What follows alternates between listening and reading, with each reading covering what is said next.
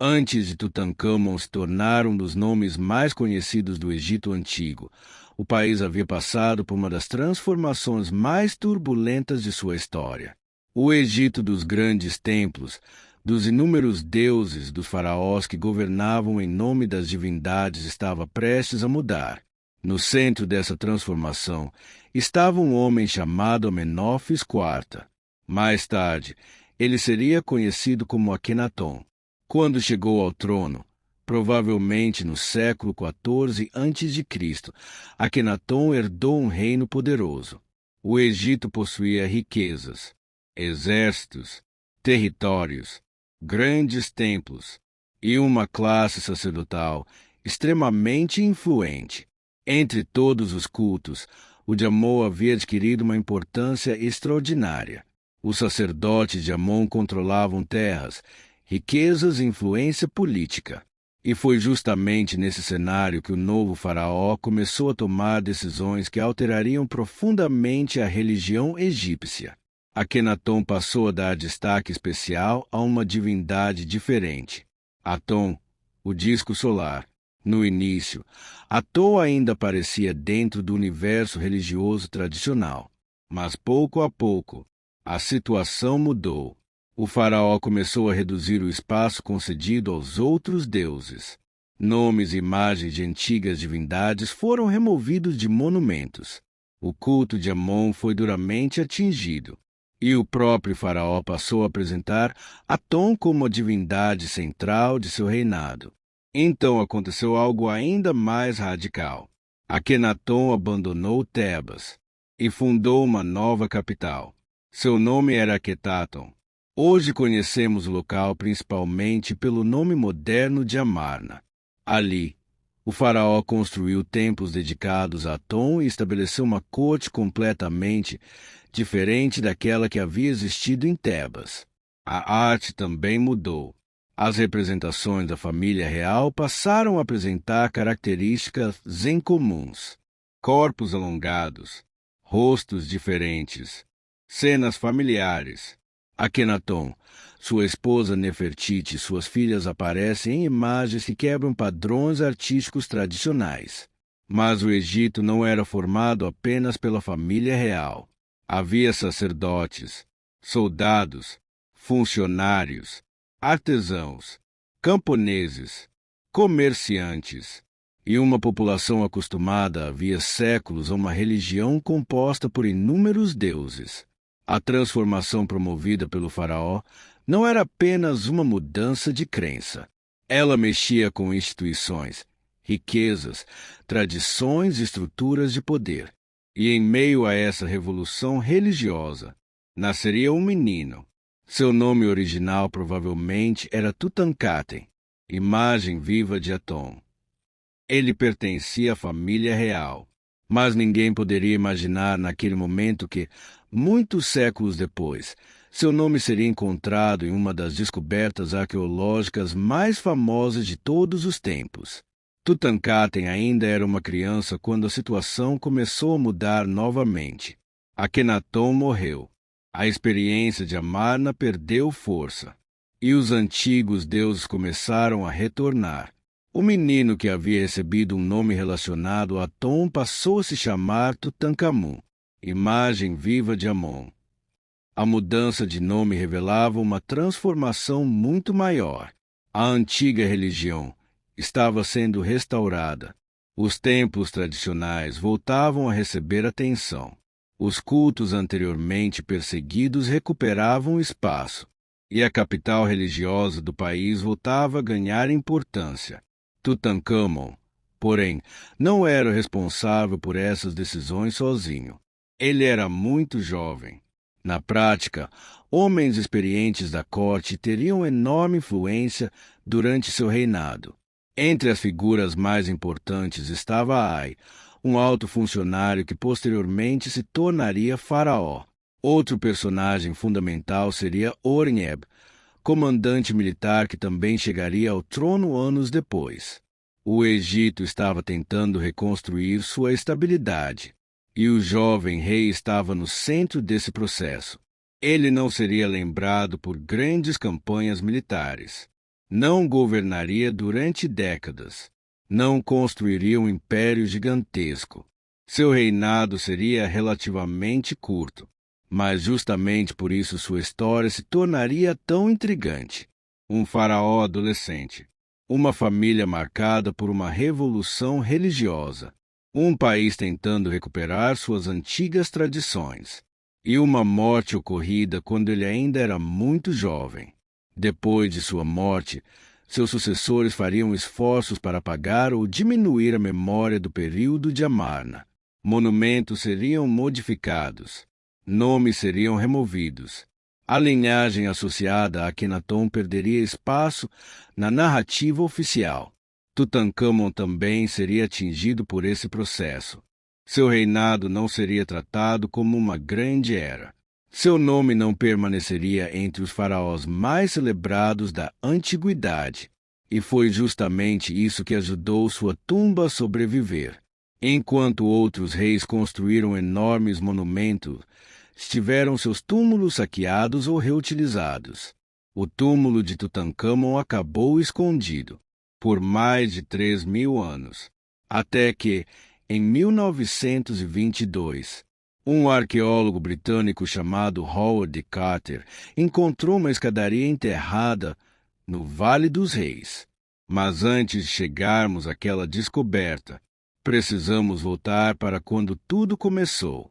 Quando o menino, ainda sem poder real suficiente, recebeu a coroa de uma das civilizações mais antigas do mundo. Tutancâmon tinha apenas cerca de 9 anos. E agora, o destino do Egito estava colocado nas mãos de uma criança. Quando Tutancâmon chegou ao trono, o Egito não estava começando uma nova era. Estava tentando consertar uma antiga. O país ainda carregava as consequências das mudanças iniciadas por Akhenaton, e o jovem faraó herdava justamente essa tarefa: reconstruir uma ordem que havia sido profundamente abalada. Tutancâmon provavelmente tinha apenas 9 anos. Nessa idade, ele ainda era uma criança. Mas no Egito Antigo, a idade do faraó não significava necessariamente que todas as decisões do governo estivessem em suas mãos. A corte possuía homens experientes. Sacerdotes conheciam os rituais. Escribas administravam impostos, terras e documentos. Generais comandavam os exércitos. E conselheiros cercavam o jovem soberano.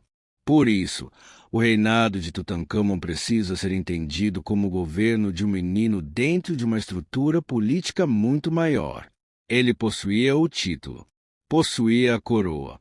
Era apresentado como intermediário entre os deuses e o povo, mas precisava de adultos para ajudá-lo a governar. Uma das primeiras grandes decisões de seu reinado foi abandonar definitivamente o nome associado a Aton. Tutankhaten tornou-se Tutankhamun. A mudança parecia pequena. Não era. O próprio nome do faraó agora declarava sua ligação com Amon, uma das principais divindades tradicionais. A corte também começou a abandonar Amarna. A antiga capital criada por Akhenaton perdeu sua importância. O centro político e religioso do Egito voltou para as cidades tradicionais. Tebas recuperou seu papel religioso. Mênfis continuou sendo fundamental para a administração. O país estava, pouco a pouco, retornando ao mundo que existia antes da Revolução de Akhenaton.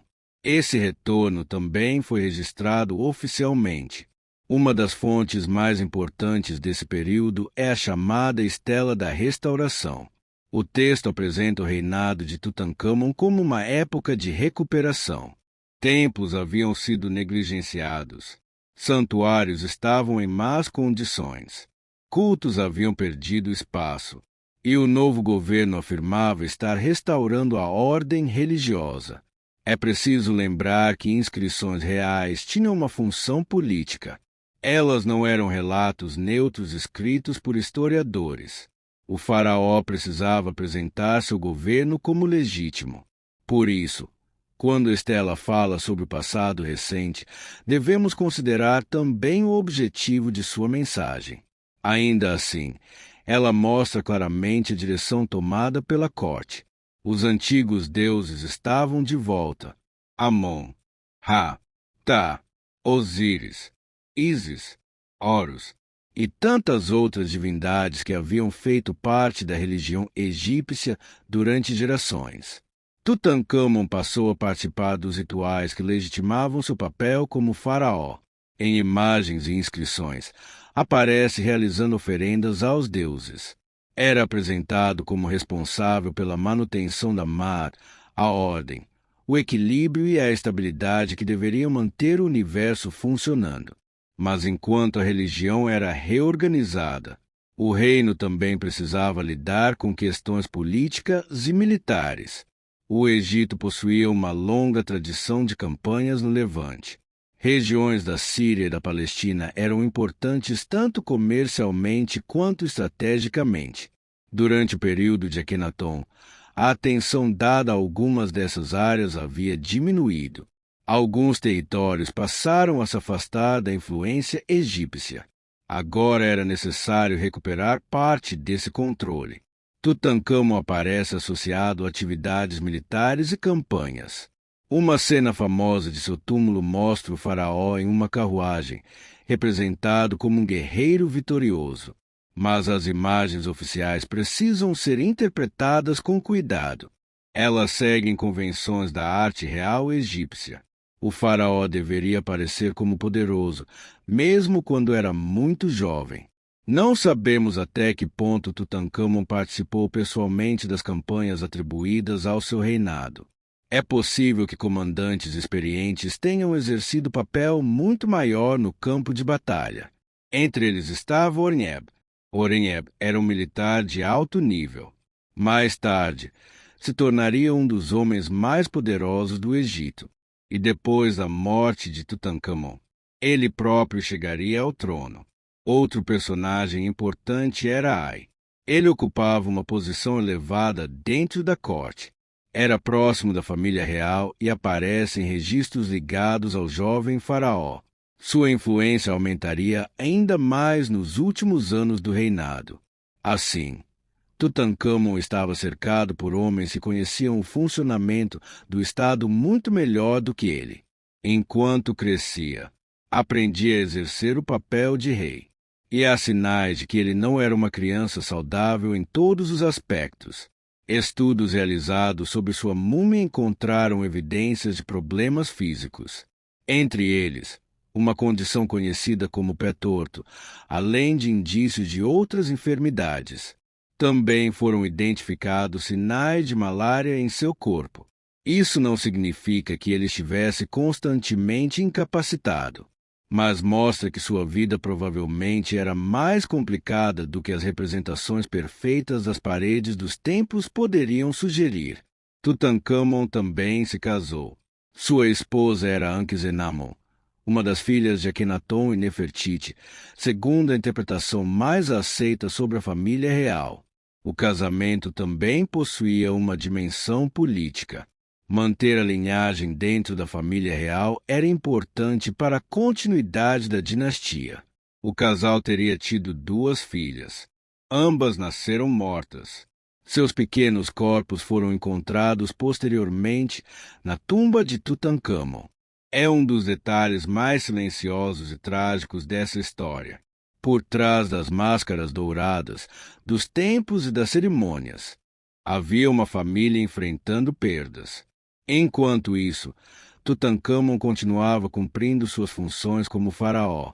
O jovem rei aparecia em cerimônias, participava de rituais, era representado diante dos deuses e precisava sustentar a imagem de um governante escolhido pelas divindades.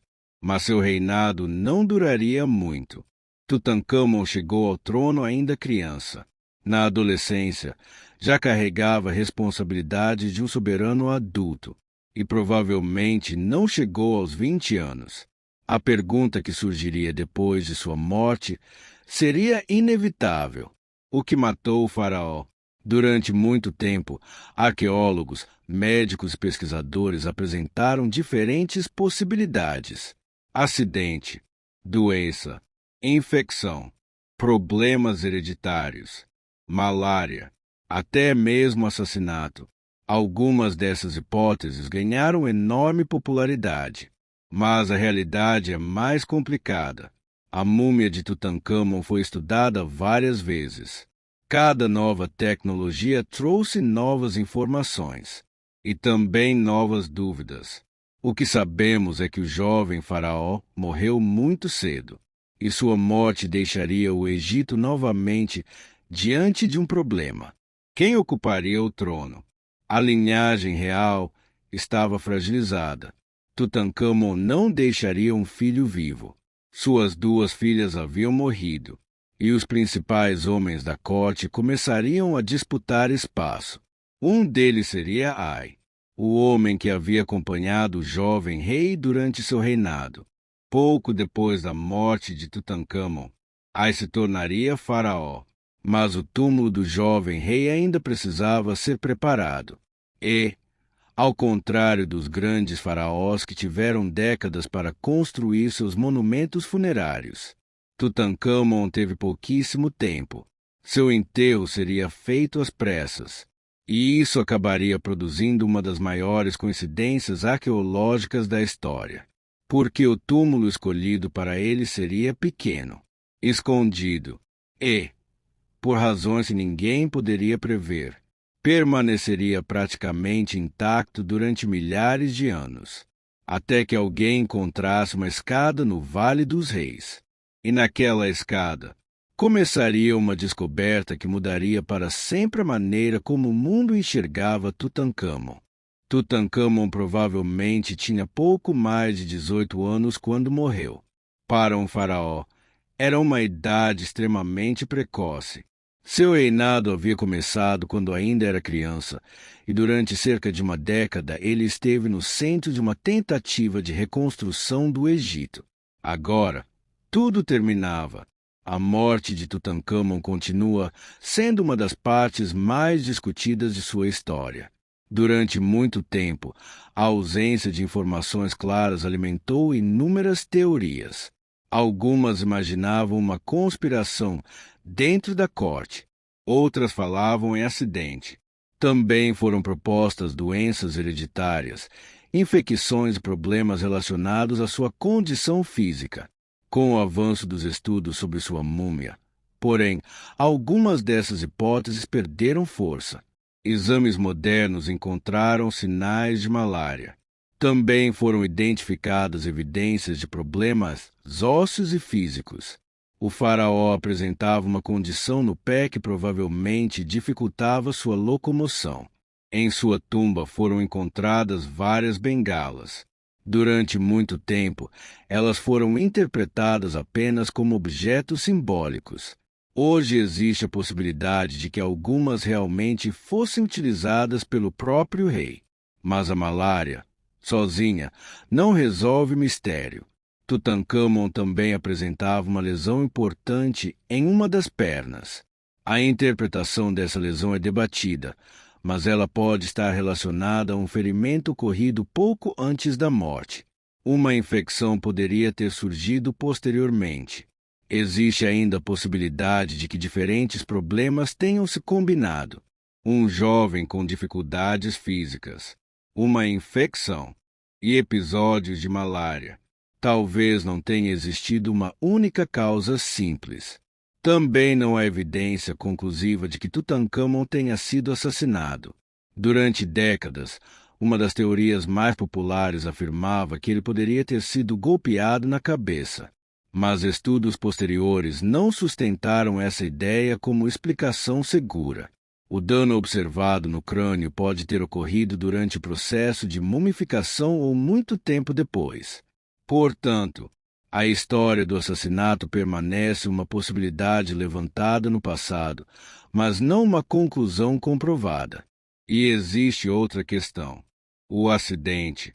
Tutancâmon possuía carruagens, arcos, equipamentos de caça e representações do faraó participando dessas atividades.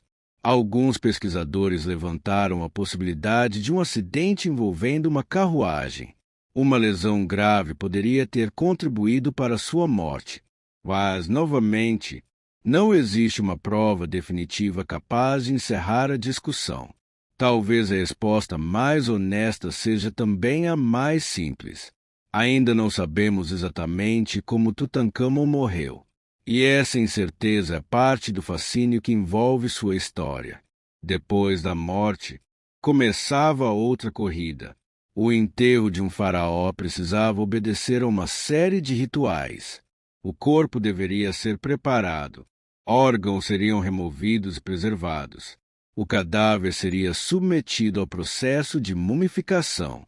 Amuletos seriam colocados entre as faixas, e objetos necessários para a existência após a morte acompanhariam o soberano. Mas havia um problema. Tutancâmon morreu jovem, muito jovem. Grandes faraós podiam passar décadas planejando seus complexos funerários. Construíam templos, preparavam túmulos, encomendavam estátuas, criavam objetos destinados ao enterro. Tutancâmon não teve esse tempo. Seu túmulo provavelmente precisou ser adaptado rapidamente. E isso pode explicar uma característica curiosa da tumba que seria encontrada séculos depois. Ela era relativamente pequena. Não possuía a escala de alguns dos grandes sepulcros do Vale dos Reis. Mas o conteúdo encontrado dentro dela seria extraordinário. O corpo do faraó foi colocado dentro de uma sequência impressionante de caixões. O mais interno era feito de ouro. Sob seu rosto foi colocada uma máscara funerária. O rosto representado não era simplesmente uma decoração. A máscara tinha uma função religiosa. Era uma representação idealizada do rei morto. Ao redor do corpo foram colocados amuletos, joias, objetos cerimoniais, armas, móveis, carruagens desmontadas, roupas, comida e muitos outros itens. Tudo aquilo deveria acompanhar o faraó em sua existência após a morte. Os egípcios não imaginavam a morte como um simples fim. A pessoa precisava continuar existindo. Para isso, o corpo precisava ser preservado, o nome precisava ser lembrado, e os rituais precisavam ser realizados corretamente. Por isso, o enterro de um faraó era muito mais que colocar um corpo dentro de uma sala. Era uma passagem, e Tutancâmon recebeu esse tratamento. Mas algo incomum aconteceria com seu túmulo. Pouco tempo depois do enterro, a entrada provavelmente foi coberta. Ao longo dos séculos, outras atividades aconteceriam no Vale dos Reis. Trabalhadores construiriam novos túmulos. Pedras seriam retiradas. Sedimentos se acumulariam. A entrada de Tutancâmon ficaria escondida. Em determinado momento, trabalhadores construindo outra tumba acabariam colocando estruturas sobre a região. O túmulo desapareceria do conhecimento comum, e assim permaneceu, não durante 100 anos, nem 500, nem 1000, mas por mais de 3.000 anos, enquanto civilizações surgiam e desapareciam. Enquanto o Egito passava pelas mãos de persas, gregos e romanos, enquanto o cristianismo se espalhava, enquanto o mundo islâmico transformava a região, enquanto impérios europeus cresciam, a tumba continuava ali, escondida no mesmo vale, a poucos metros de outros túmulos conhecidos. E essa é uma das maiores ironias da história. Tutancâmon não foi um faraó especialmente poderoso. Não construiu um dos maiores monumentos do Egito. Seu reinado foi curto. Depois de sua morte, sua memória foi parcialmente apagada das narrativas oficiais. Mas seu túmulo sobreviveu. E quando finalmente fosse encontrado, seria encontrado praticamente com tudo aquilo que havia sido colocado dentro dele. Não completamente intocado. A tumba sofreu pelo menos algumas invasões na antiguidade, mas os ladrões aparentemente não conseguiram esvaziá-la. Grande parte do tesouro permaneceu, E isso mudaria tudo. No início do século XX, arqueólogos trabalhavam no Vale dos Reis tentando localizar os últimos túmulos que ainda poderiam estar escondidos. Entre eles estava um homem que já havia passado anos procurando uma resposta. Seu nome era Howard D. Carter. Carter acreditava que ainda poderia existir um túmulo desconhecido. E acreditava que esse túmulo poderia pertencer justamente ao faraó cujo nome quase havia desaparecido da história, Tutankhamon. Em novembro de 1922, uma descoberta mudaria sua vida. Um trabalhador encontrou um degrau enterrado, depois outro, e outro. Uma escadaria começava a surgir do solo. Carter percebeu que poderia estar diante de algo extraordinário. E então, depois de milhares de anos, a entrada da tumba de Tutankhamon voltou a aparecer diante de olhos humanos. No dia 4 de novembro de 1922, um trabalhador que participava das escavações de Howard D. Carter encontrou algo inesperado no Vale dos Reis. Era um degrau. Não parecia, à primeira vista, uma descoberta extraordinária. O Vale dos Reis estava cheio de vestígios arqueológicos. Escavações já haviam encontrado entradas, corredores e tumbas de diferentes períodos. Mas Carter decidiu seguir aquele sinal. O primeiro degrau levou a outro, depois outro, e mais outro. Aos poucos, uma escadaria começou a aparecer sob a areia. No final dela havia uma passagem bloqueada, e naquela passagem havia sinais de que alguém estivera ali milhares de anos antes. Carter mandou continuar a escavação. A passagem revelou uma porta selada. Nela havia impressões que poderiam fornecer uma pista sobre a identidade do proprietário.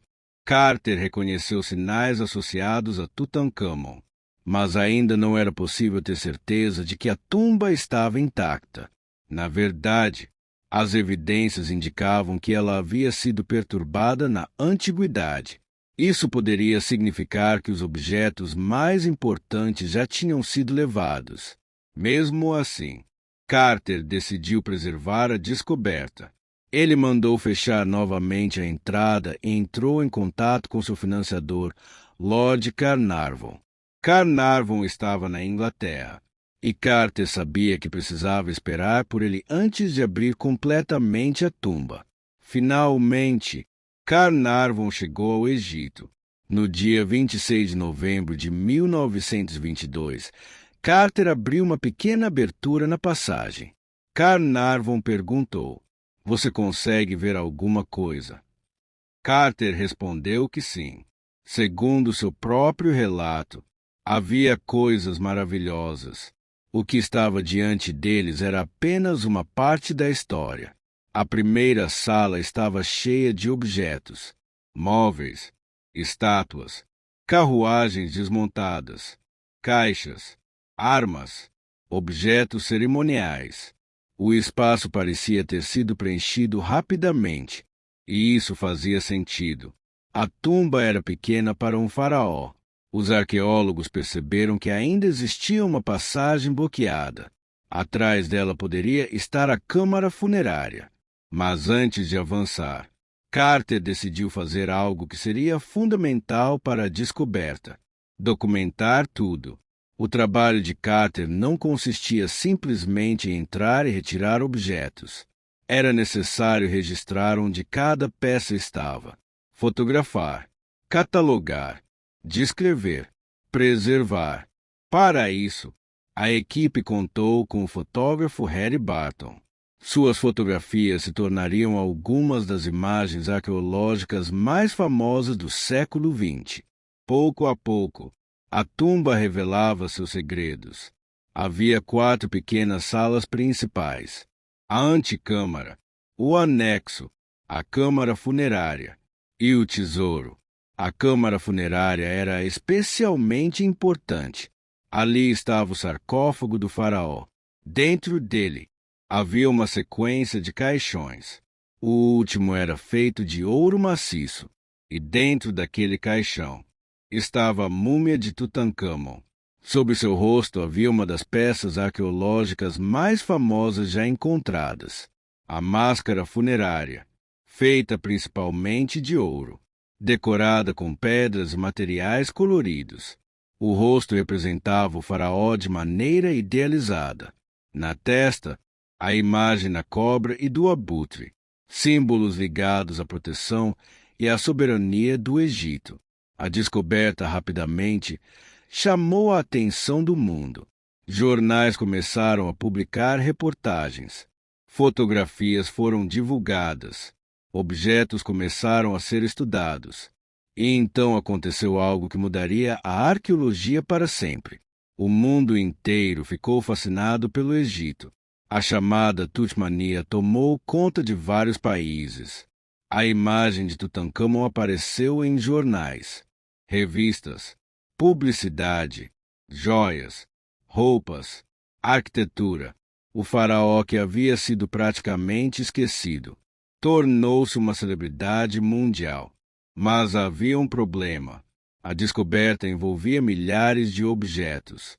Era necessário retirar cada um deles com extremo cuidado. Alguns estavam frágeis, outros haviam se deteriorado. Materiais diferentes haviam se misturado ao longo dos séculos, e muitos objetos precisavam ser desmontados antes de serem removidos. O trabalho levaria anos. A tumba não era apenas um lugar cheio de ouro. Era um arquivo arqueológico. Cada objeto contava alguma coisa sobre o Egito da época. Os móveis mostravam técnicas de fabricação. As armas revelavam aspectos da elite militar. As roupas mostravam materiais e estilos. Os alimentos indicavam o que havia sido preparado para a jornada do rei. As joias mostravam a habilidade dos artesãos. E os objetos religiosos revelavam a maneira como os egípcios imaginavam a vida após a morte. Por isso, a importância da tumba ia muito além do valor financeiro. Ela oferecia uma fotografia extraordinária de um enterro real do Egito Antigo. Mas havia outro detalhe. A descoberta não transformou apenas Tutancâmon em celebridade. Também transformou Howard Carter. Ele passou a ser reconhecido mundialmente. Mas sua relação com as autoridades egípcias, com Lord Carnarvon, não seria simples.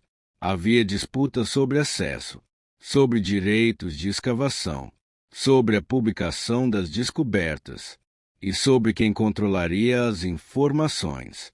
O Egito também estava vivendo uma época de forte nacionalismo.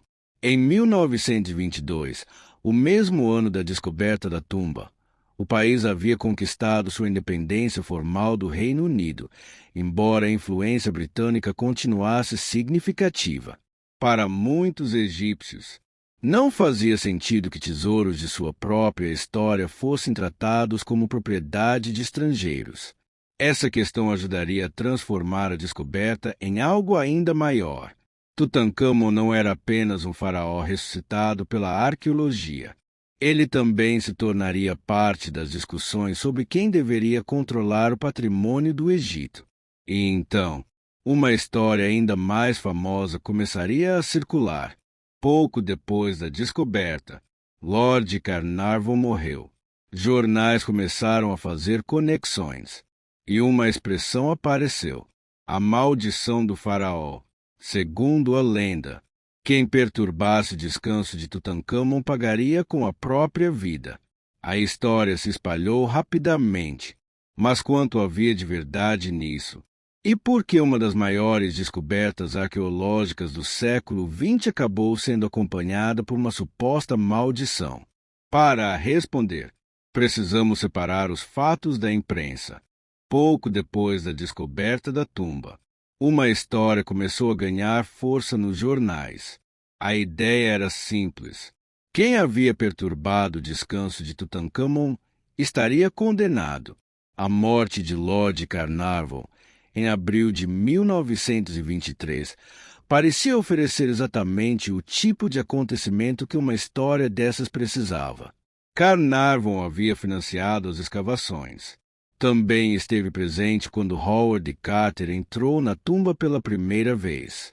Quando morreu, alguns jornais imediatamente fizeram uma ligação entre os acontecimentos. O faraó havia sido perturbado, e agora o homem responsável pelo financiamento da descoberta estava morto. A imprensa encontrou uma história perfeita, mas havia um problema. Não existia uma inscrição na tumba dizendo que quem perturbasse o faraó morreria. Essa frase, repetida inúmeras vezes ao longo das décadas, não corresponde ao que foi encontrado dentro da tumba. A chamada maldição foi principalmente uma construção da imprensa e da cultura popular, e ela cresceu rapidamente. Jornais começaram a procurar outras mortes, pessoas que haviam participado da descoberta, visitantes, arqueólogos, funcionários, colecionadores. Qualquer morte relacionada de alguma maneira à tumba podia ser apresentada como mais uma vítima. A história ficava cada vez maior, mas quando analisamos os fatos, a imagem começa a mudar. Carnarvon realmente morreu pouco depois da descoberta, mas ele não foi morto por uma maldição. Ele estava com a saúde fragilizada havia anos. Tinha sofrido um grave acidente automobilístico em 1901. O acidente deixou consequências permanentes.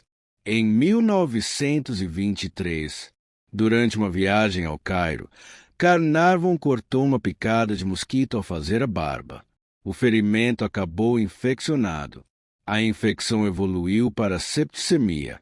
Sua condição piorou, e ele morreu em um hotel no Cairo. Na época, antibióticos modernos ainda não estavam disponíveis. Portanto, a morte foi trágica. Mas não existe evidência de qualquer força sobrenatural relacionada a ela. Ainda assim, a lenda continuou, e quanto mais o tempo passava, mais mortes eram associadas à maldição. Alguns autores chegaram a afirmar que dezenas de pessoas envolvidas na descoberta morreram de maneira misteriosa. Quando os casos são analisados individualmente, a história se torna muito menos impressionante. Muitas dessas pessoas viveram durante décadas depois da descoberta. Howard Carter, por exemplo, não morreu logo após abrir a tumba. Ele continuou trabalhando. Passou anos estudando os objetos encontrados. Publicou trabalhos e viveu até 1939. Morreu aos 64 anos. Ou seja, o principal responsável pela descoberta viveu cerca de 17 anos depois da abertura da tumba. Isso não combina muito bem com a ideia de uma maldição imediata. Mas a lenda tinha outra característica. Ela aproveitava um medo muito antigo, a ideia de que profanar o túmulo dos mortos traz consequências. E isso não era uma invenção do século XX. Os próprios egípcios antigos davam enorme importância à proteção das sepulturas. Inscrições funerárias podiam conter ameaças simbólicas. Existiam fórmulas destinadas a proteger o túmulo. Mas isso não significa que a tumba de Tutancâmon possuísse uma maldição sobrenatural. Na verdade, a cultura egípcia já tinha elementos suficientes para alimentar a imaginação. Múmias, tumbas escondidas, deuses, rituais funerários, câmaras subterrâneas, o mundo dos mortos e um faraó enterrado durante milhares de anos. Para o público do início do século XX, tudo isso era perfeito para uma história de terror. O cinema também percebeu rapidamente esse potencial. Filmes sobre múmias começaram a aparecer. A imagem da múmia amaldiçoada se tornou popular, e pouco a pouco, a história real de Tutancâmon e a ficção começaram a se misturar na cultura popular. O faraó deixou de ser apenas uma figura histórica. Virou personagem. A máscara dourada virou símbolo. A tumba virou cenário de aventuras. e a maldição virou parte do imaginário coletivo. Mas existe uma ironia nisso tudo. A verdadeira história de Tutancâmon é muito mais interessante do que a maldição, porque a tumba não revelou apenas ouro. Ela revelou um jovem rei, revelou uma família, revelou uma religião que havia passado por uma transformação radical, revelou costumes funerários, revelou objetos que haviam sido utilizados há mais de 3.000 anos e, principalmente, permitiu que arqueólogos estudassem um conjunto extraordinário de evidências sobre a vida e a morte de um faraó. Entre os objetos estavam jogos, alimentos, móveis, roupas, armas, sandálias, carruagens, instrumentos, joias e objetos pessoais. Alguns deles eram extremamente simples. E talvez justamente esses sejam alguns dos mais interessantes, porque mostram que Tutancâmon não era apenas uma figura dourada representada nas paredes dos templos. Era um jovem que possuía objetos para o cotidiano, um jovem que precisava se vestir, comer, viajar, caçar e participar das cerimônias de seu reino. A arqueologia conseguiu transformar um nome antigo em uma pessoa muito mais próxima de nós. Mas ainda havia uma grande questão. Quem exatamente era Tutancâmon? Quem eram seus pais? Qual era sua relação com Akhenaton e Nefertiti? E por que sua família apresentou tantos problemas de saúde? Durante décadas, essas perguntas permaneceram difíceis de responder, até que novas tecnologias permitiram estudar as múmias da família real. Exames de DNA, tomografias, estudos antropológicos, análises médicas. A tecnologia moderna começou a revelar detalhes que os arqueólogos de 1922 jamais poderiam imaginar. E então, Tutancâmon deixou de ser apenas o faraó da máscara de ouro. Ele passou a ser também uma peça importante para reconstruir uma das famílias mais intrigantes do Egito Antigo. Uma família marcada por casamentos entre parentes, mudanças religiosas, mortes prematuras e uma sucessão complicada. No próximo capítulo, vamos voltar para dentro da família e tentar responder uma das maiores perguntas sobre o faraó menino. Quem eram, afinal, seus pais? Durante muito tempo, a origem de Tutancâmon foi um verdadeiro quebra-cabeça. Sabíamos que ele fazia parte da família real. Sabíamos que havia vivido durante o turbulento período de Amarna. Mas a identidade de seus pais não estava completamente clara. As inscrições antigas não facilitavam a tarefa. A memória oficial do período de Akhenaton foi parcialmente destruída ou modificada depois de sua morte. Nomes foram removidos, monumentos foram reutilizados, registros foram alterados, e parte da família real acabou desaparecendo da narrativa oficial. Mas as múmias permaneceram. E no século XXI, a tecnologia permitiu que pesquisadores começassem a reconstruir essa família através de exames científicos. Um dos estudos mais importantes utilizou DNA e análises antropológicas de várias múmias reais. Os resultados ajudaram a esclarecer uma parte significativa da árvore familiar. Tutancâmon era filho de um homem identificado geneticamente como KV55. A identidade exata desse indivíduo foi durante algum tempo objeto de discussão, mas os resultados genéticos indicam que ele era filho de Amenófis III e Ti, e isso coloca muito próximo de Akhenaton. As evidências são amplamente interpretadas como indicando que KV55 era Akhenaton. Se essa identificação estiver correta, Tutancâmon era filho de Akhenaton. Mas havia outra surpresa. A mãe de Tutancâmon não parece ter sido Nefertiti. Os estudos identificaram a mãe como uma mulher cuja múmia foi encontrada em uma tumba conhecida como KV35. Ela ficou conhecida como a Jovem Dama, A identidade dela continua sendo discutida, mas os estudos genéticos mostraram algo impressionante. Ela era filha de Amenófis III e Ti, e, portanto, era irmã de seu próprio marido, o pai de Tutancâmon. Tutancâmon nasceu de uma relação entre irmãos. Para os egípcios da família real, casamentos entre parentes próximos não eram algo completamente desconhecido. A prática tinha uma função política e dinástica. Manter a linhagem dentro da família real ajudava a preservar o poder e a continuidade da casa governante. Mas relações entre parentes próximos também poderiam aumentar a probabilidade de determinados problemas genéticos. E isso pode ajudar a entender parte das condições encontradas no corpo de Tutancâmon. Ele apresentava algumas características físicas que chamaram a atenção dos pesquisadores. Uma delas era o pé torto. Também existem evidências de problemas no pé que poderiam afetar sua mobilidade. A presença de várias bengalas em sua tumba pode reforçar a ideia de que algumas delas tinham uso pessoal. Também foram encontrados sinais de doenças infecciosas. A malária foi identificada através de análises. Mas não devemos imaginar Tutancâmon como alguém permanentemente incapaz. As imagens oficiais mostram o faraó em carruagens, caçando e realizando atividades de elite.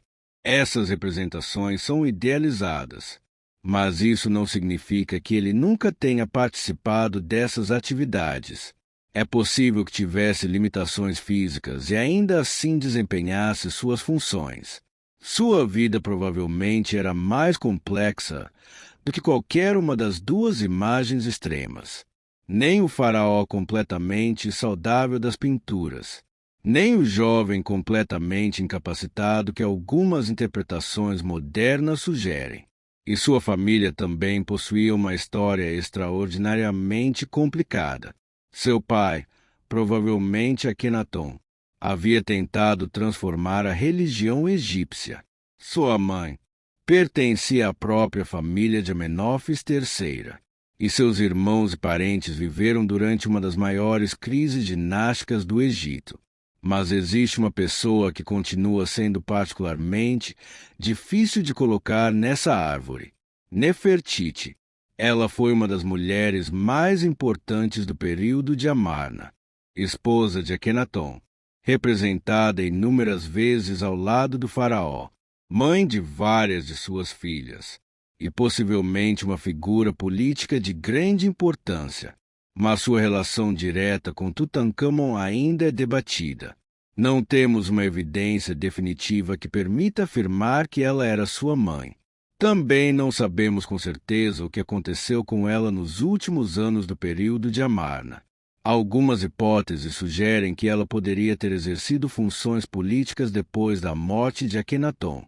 Outras interpretações relacionam seu nome a uma possível sucessora, mas nenhuma dessas possibilidades possui consenso absoluto. Isso mostra uma característica importante da história egípcia. Mesmo quando temos milhares de objetos, estátuas, múmias, inscrições e monumentos, ainda existem lacunas. A história não é um quebra-cabeça em que todas as peças sobreviveram. Algumas foram destruídas, outras ainda não foram encontradas, e algumas podem nunca ser recuperadas. O que conseguimos fazer é juntar as evidências disponíveis. E algumas dessas evidências vêm da própria tumba de Tutancâmon. Entre os objetos encontrados, havia duas pequenas múmias femininas. Eram fetos. Análises posteriores indicaram que elas eram filhas de Tutancâmon. Nenhuma chegou a nascer. Isso significa que o faraó morreu sem um herdeiro vivo. E essa situação tornaria sua sucessão ainda mais complicada. Depois da morte de Tutancâmon, Ai assumiu o trono. Ai provavelmente já era um homem bastante idoso naquele momento. Seu reinado seria curto. Depois dele, Horemheb chegaria ao poder. E Horemheb teria um papel importante na transformação da memória do período de Amarna. A lembrança de Akenaton e seus sucessores seria cada vez mais apagada. Tutancâmon também acabaria sendo atingido. Seu nome desapareceria de muitas listas reais. Sua tumba seria esquecida, e seu reinado passaria a ser apenas mais um pequeno capítulo na longa história do Egito. Por mais de 3.000 anos. Ninguém imaginaria que aquele jovem faraó esquecido se tornaria um dos nomes mais famosos da arqueologia. Então chegamos a uma das maiores ironias dessa história. Tutancâmon não foi um dos faraós que mais fizeram questão de construir uma memória gigantesca sobre si mesmo. Foi a arqueologia que fez isso por ele. A tumba preservou seu nome. A máscara preservou seu rosto. As múmias preservaram parte de sua história familiar, e os objetos preservaram detalhes de uma vida que havia terminado cedo demais. Mas existe uma coisa que ainda falta compreender. Como era, de fato, a vida dentro daquele túmulo? Por que havia tantos objetos? Porque alguns parecem ter sido feitos especificamente para ele, enquanto outros parecem ter sido preparados originalmente para outras pessoas. E como foi possível que tudo aquilo permanecesse escondido por tanto tempo? Para entender, precisamos voltar uma última vez à tumba e olhar não para o ouro, mas para o que os objetos encontrados nos contam sobre a vida no Egito de Tutancâmon. Quando Howard Carter entrou na tumba, a primeira impressão poderia facilmente ser dominada pelo ouro. Máscaras, joias, caixões, objetos brilhantes. Mas para os arqueólogos, o verdadeiro valor estava em algo muito maior. A tumba continha centenas de objetos, e cada um deles ajudava a reconstruir uma parte da vida do faraó e da sociedade que o cercava. Havia móveis, camas, cadeiras, baios, carruagens, armas, sandálias, roupas, instrumentos musicais, comida, bebidas, joias, objetos religiosos e até brinquedos e jogos. Algumas peças eram claramente destinadas ao ritual funerário. Outras provavelmente tinham sido utilizadas durante a vida do rei. Isso é importante, porque o enterro egípcio não era simplesmente uma coleção de objetos escolhidos ao acaso. Os egípcios acreditavam que o morto precisava continuar existindo. O corpo era preservado, o nome era mantido, e objetos poderiam acompanhar o indivíduo em sua nova existência. Por isso, uma tumba real precisava representar muito mais do que riqueza. Ela precisava fornecer ao faraó aquilo que ele necessitaria no além. Entre os objetos encontrados estavam alimentos, frutas, pães, carnes, vinhos, tudo cuidadosamente preparado. Para os egípcios, a alimentação fazia parte da existência após a morte. O morto precisava continuar recebendo aquilo que sustentava sua vida. Também havia móveis. Uma cama funerária apresentava figuras de divindades protetoras. Baús guardavam roupas e outros objetos. E havia cadeiras extremamente sofisticadas. Uma das peças mais famosas é o chamado Trono de Tutancâmon. Ele é decorado com uma cena mostrando Tutancâmon e sua esposa, Ankhesenamon. Ao contrário de muitas representações oficiais, a cena possui uma intimidade em comum. A rainha aparece diante do faraó. Ela oferece algo ao marido. O casal é mostrado em uma situação mais próxima da vida cotidiana. Isso permite perceber que a arte egípcia também podia apresentar relações familiares de maneira muito diferente das grandes cenas de guerra e cerimônia. Mas talvez os objetos mais impressionantes sejam as carruagens. Várias foram encontradas desmontadas dentro da tumba. Elas provavelmente precisaram ser desmontadas para caber no espaço reduzido. Uma carruagem não era apenas um meio de transporte. Era um símbolo de status. Também estava relacionada à guerra e à caça. O faraó podia ser representado como um guerreiro sobre sua carruagem, com o arco nas mãos, avançando contra os inimigos. Essas imagens reforçavam uma mensagem fundamental. O faraó era o protetor do Egito. Entre os equipamentos encontrados também estavam arcos. Alguns eram extremamente sofisticados, e havia centenas de flechas. Isso revela que o jovem rei possuía uma coleção considerável de equipamentos relacionados à caça e à guerra. Mas, novamente, não significa necessariamente que ele fosse um grande comandante militar. A imagem do faraó guerreiro fazia parte da tradição real egípcia. O rei precisava ser representado como poderoso, mesmo quando ainda era adolescente. Outro conjunto importante era formado pelas roupas, tecidos delicados, sandálias, luvas, peças cerimoniais. Tudo isso mostra a quantidade de trabalho necessária para vestir um membro da elite real. Os objetos também revelam o nível de habilidade dos artesãos egípcios. Madeira, ouro, pedras preciosas, vidro, marfim, couro, fibras vegetais.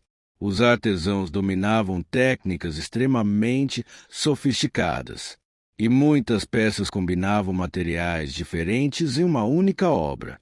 Mas havia ainda outra categoria. Os amuletos.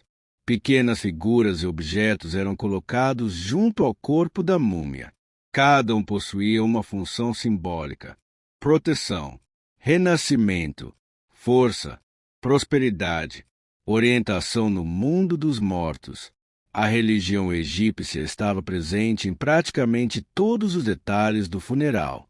E então chegamos ao objeto que se tornaria o símbolo máximo da descoberta: a máscara funerária. Ela pesa mais de 10 quilos. É feita principalmente de ouro e possui incrustação de pedras e materiais coloridos. O rosto representa o faraó de maneira idealizada. A barba cerimonial, o toucado Nemes, a cobra e o abutre sobre a testa. Tudo reforça sua identidade como soberano. Mas a máscara não foi criada simplesmente para ser bonita. Ela tinha uma função religiosa. O rosto do rei precisava ser reconhecível para que sua identidade pudesse continuar existindo. O nome era fundamental. O corpo era fundamental. E a imagem também. Isso ajuda a explicar uma característica recorrente da arte funerária egípcia.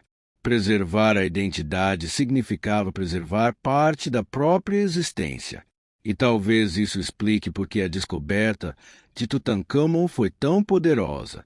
Durante milhares de anos, seu corpo permaneceu, seu nome permaneceu, seu rosto permaneceu, e seus objetos permaneceram. Mas nem tudo dentro da tumba havia sido criado originalmente para ele. Alguns objetos parecem ter sido produzidos para outros membros da família real e posteriormente adaptados. Em alguns casos, os nomes originais foram modificados. Isso pode estar relacionado ao curto tempo disponível para preparar o enterro. O faraó morreu cedo. A equipe funerária precisava trabalhar rapidamente, e o espaço disponível era limitado. Talvez por isso o túmulo tenha recebido objetos originalmente destinados a outra pessoa. Essa hipótese é especialmente interessante quando pensamos em toda a família de Amarna. A sucessão foi turbulenta. Vários membros da família morreram em um intervalo relativamente curto, e a corte precisou reorganizar o poder. Tutancâmon acabou sendo enterrado em uma tumba menor do que seria esperado para um faraó. Mas essa aparente desvantagem acabou sendo sua maior proteção. Os grandes túmulos do Vale dos Reis chamavam atenção. Eram maiores, mais visíveis, mais fáceis de localizar. A tumba de Tutancâmon era diferente, pequena, discreta e eventualmente coberta pelos restos das construções posteriores. Quando trabalhadores antigos construíram uma nova tumba nas proximidades, A entrada de Tutancâmon acabou sendo escondida. Século após século, a areia se acumulou.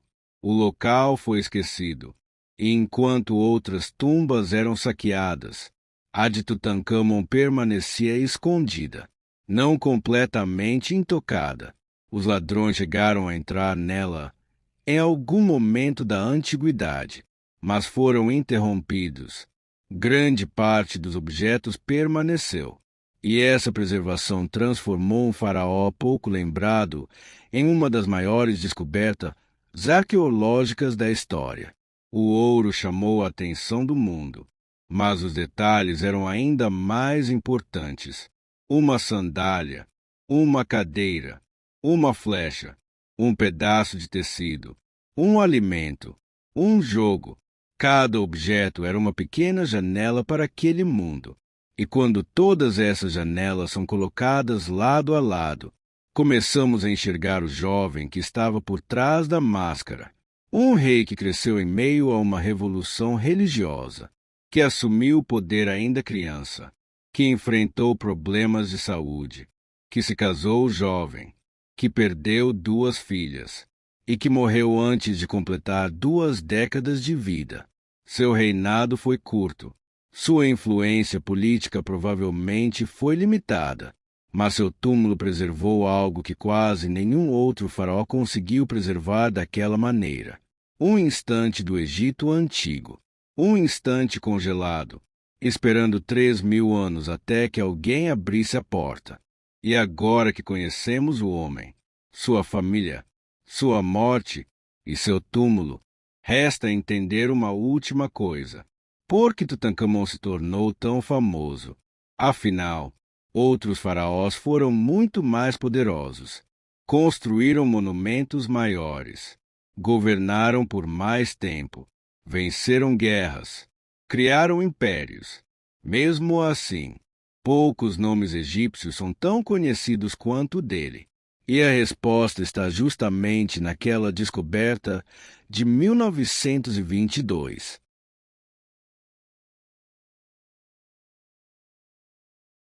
Tutancâmon não foi o maior conquistador do Egito, não construiu a maior pirâmide, não governou durante décadas, e seu nome chegou a desaparecer de boa parte dos registros oficiais. Ainda assim, hoje, poucas pessoas reconhecem tanto os faraós pelo nome quanto reconhecem Tutancâmon. A razão está em uma combinação improvável: sua morte precoce, a história turbulenta de sua família, o período religioso em que viveu e, principalmente, a descoberta de sua tumba. Quando Howard Carter encontrou a KV-62 em 1922, o mundo estava diante de algo que a arqueologia raramente conseguia oferecer: uma tumba real com uma quantidade extraordinária de objetos ainda preservados.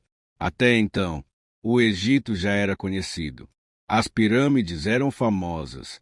As múmias despertavam curiosidade. O Vale dos Reis já havia revelado importantes sepulturas. Mas a tumba de Tutancâmon proporcionou uma experiência diferente. Era possível olhar para os objetos de um faraó específico e perguntar: como era a vida de uma pessoa que viveu há mais de 3.000 anos? A arqueologia deixou de parecer apenas uma busca por ruínas. Passou a ser uma maneira de reconstruir vidas. A máscara dourada se tornou o rosto mais conhecido do Egito Antigo. As fotografias de Harry Barton espalharam imagens da tumba pelo mundo. Museus passaram a exibir objetos. Exposições internacionais levaram peças egípcias a milhões de pessoas. Tutancâmon se transformou em um fenômeno cultural. Mas essa fama também criou um problema. O personagem moderno começou a substituir o faraó histórico. Tutancâmon passou a ser apresentado como um grande rei, como um governante misterioso, como um personagem cercado por maldições, como símbolo de riqueza e poder. Mas a realidade é mais interessante justamente porque é mais humana. Ele era um jovem. Assumiu o trono quando ainda era criança. Governou em um período de reconstrução. Provavelmente teve pouca autonomia durante os primeiros anos. Possuía problemas físicos. Pode ter sofrido infecções e malária. Perdeu suas 2 filhas antes mesmo que elas pudessem nascer.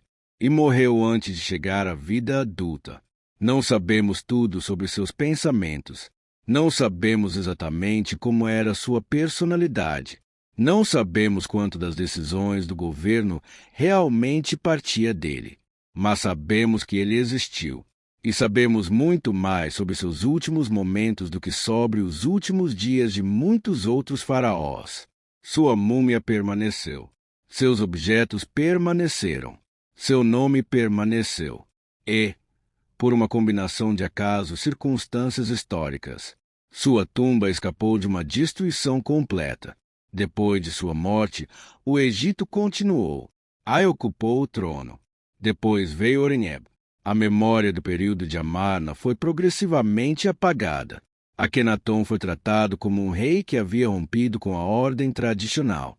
Tutancâmon também perdeu espaço. Seu nome não desapareceu completamente, mas ficou longe da importância que possui hoje. Durante séculos, quase ninguém fora do Egito sabia quem ele tinha sido. E então, em 1922, a história mudou. Howard Carter abriu uma porta que permanecerá fechada por mais de 3.000 anos. Do outro lado havia ouro, mas também havia algo muito mais importante.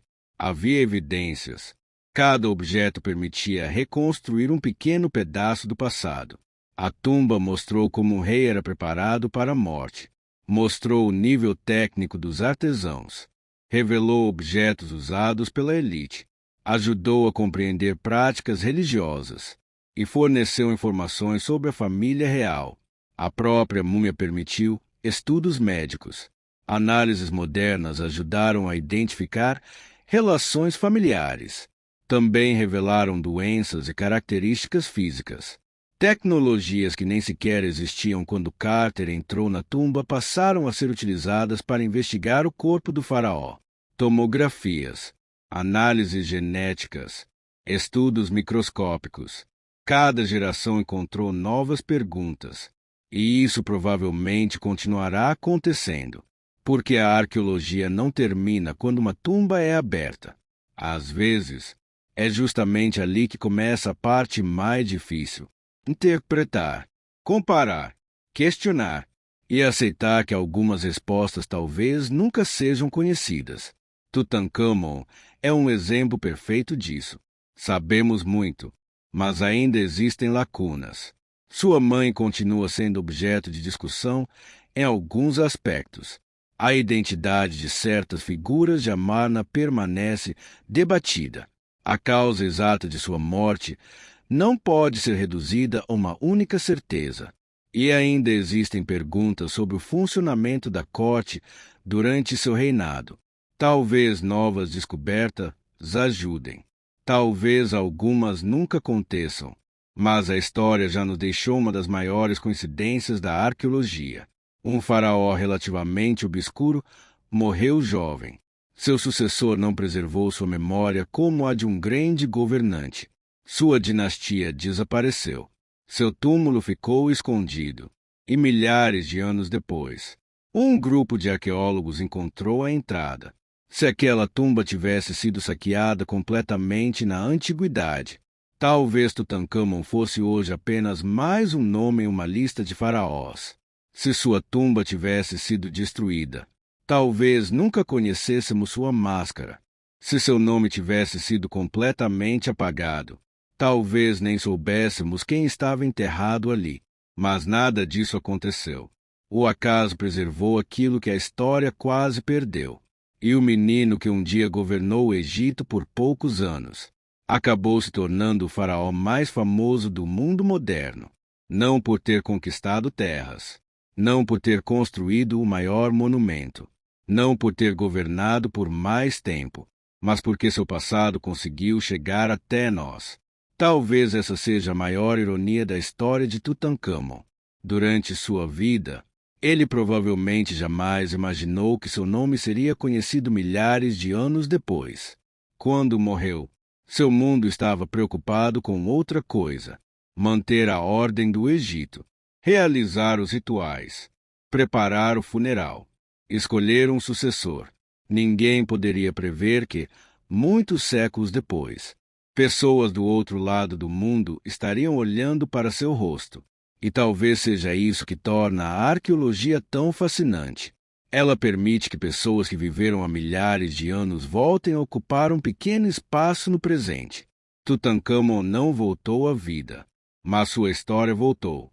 E enquanto sua máscara continuar sendo exibida, enquanto os objetos de sua tumba continuarem sendo estudados, enquanto pesquisadores continuarem tentando entender sua família, e enquanto novas gerações continuarem perguntando quem foi o faraó menino, seu nome continuará atravessando o tempo.